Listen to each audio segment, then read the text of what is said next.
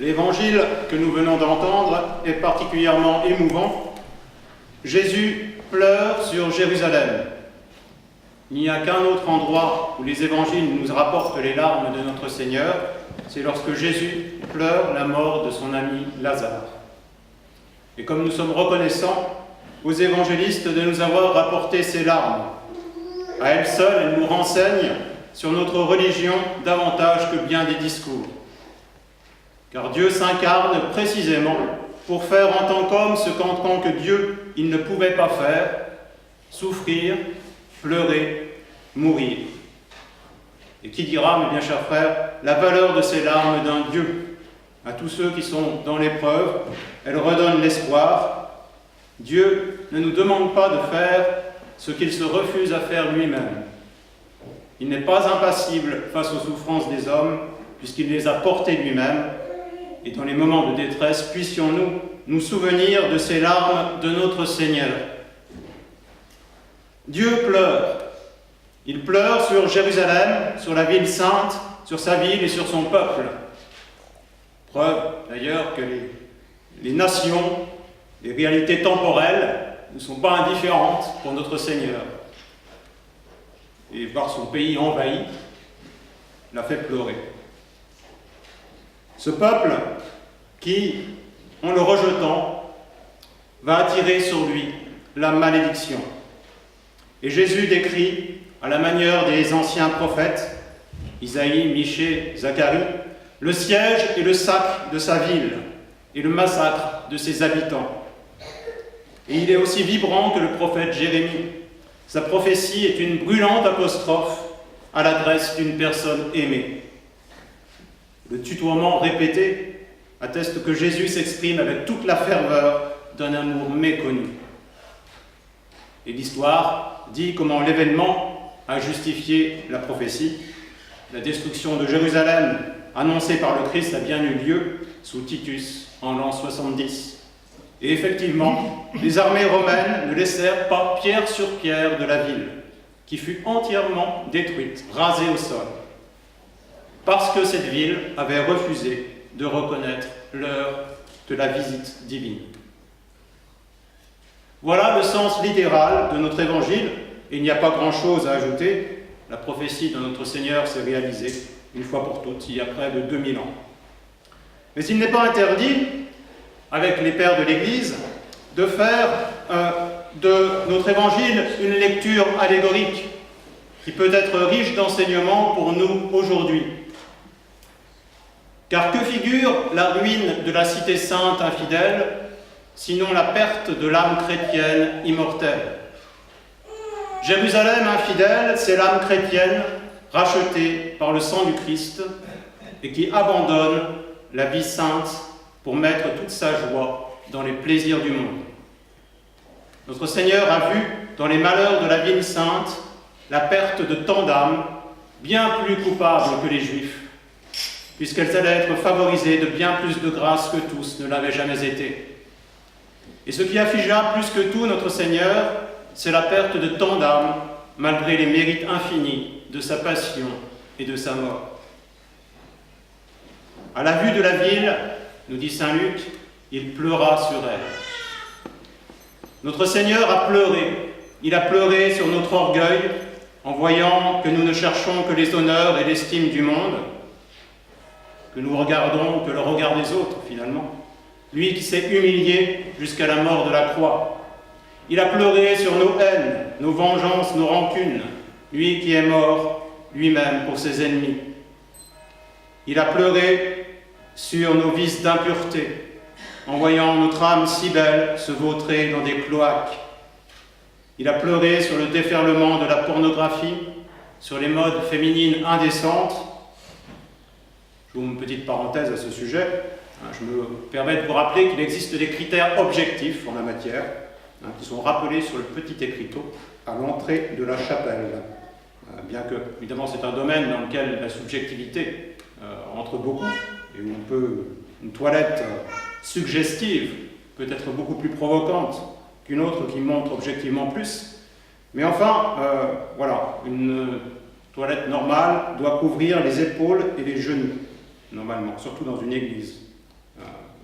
Alors vous me direz, oh mais Dieu ne s'occupe pas de ça. Non, en tout cas, la Sainte Vierge, si. La Sainte Vierge, si. Elle n'apparaît pas en mini-jupe et en décolleté. Et à Fatima, elle a prédit que viendraient des modes qui offenseraient beaucoup notre Seigneur. Ça, par le scandale, justement. Le scandale qui fait pécher les autres. Faire pécher les autres, c'est un grave péché contre la charité. Fin de la parenthèse. Notre Seigneur donc a pleuré sur nos péchés, qu'il a vus et connus parfaitement dans sa préscience divine. En disant, ah, si du moins en ce jour qui t'est donné, tu avais reconnu ce qui pouvait t'apporter la paix.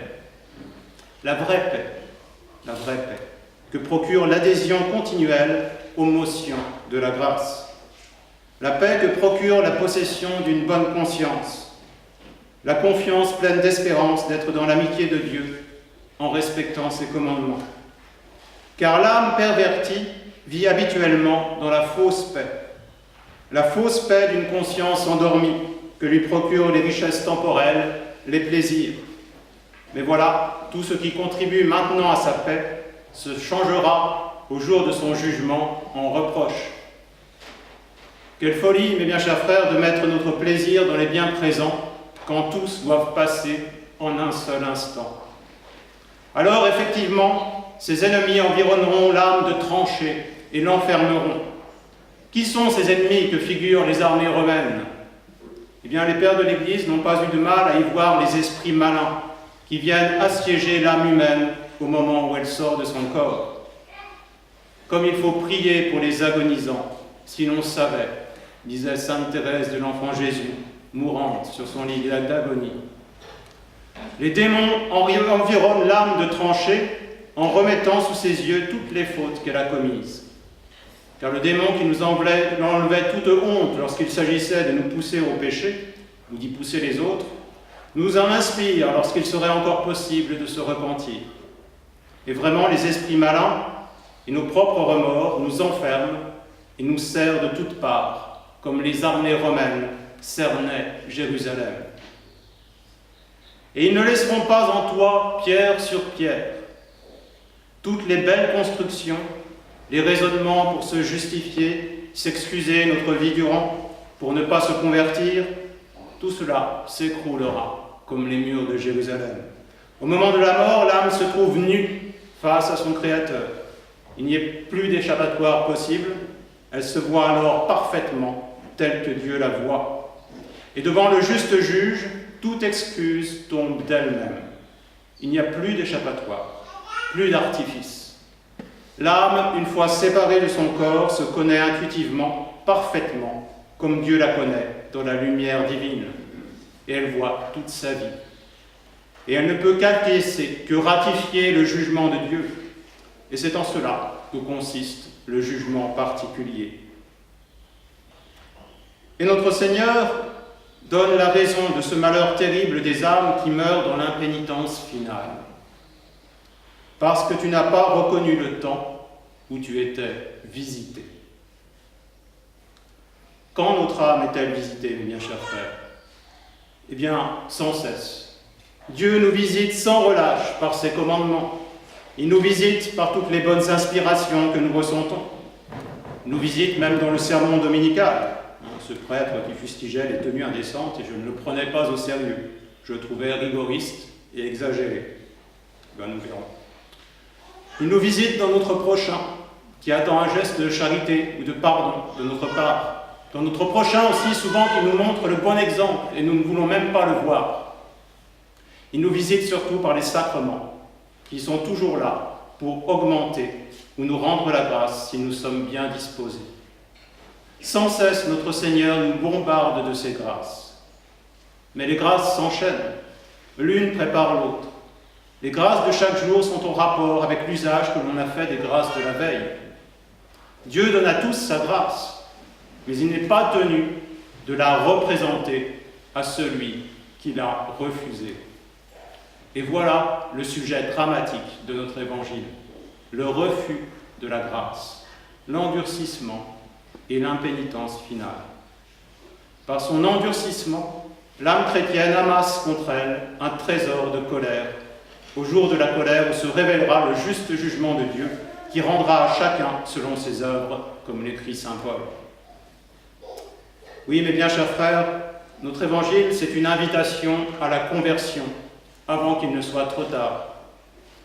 Que le sort de Jérusalem et les larmes que versa sur elle notre Seigneur nous incitent à nous jeter pendant qu'il est encore temps, pendant qu'elle n'est pas passée l'heure de sa visite, dans les bras de sa miséricorde. Effaçons chaque jour par nos pleurs nos mauvaises actions passées. Il nous faut considérer les péchés que nous avons commis, pleurer en les considérant et les effacer en pleurant.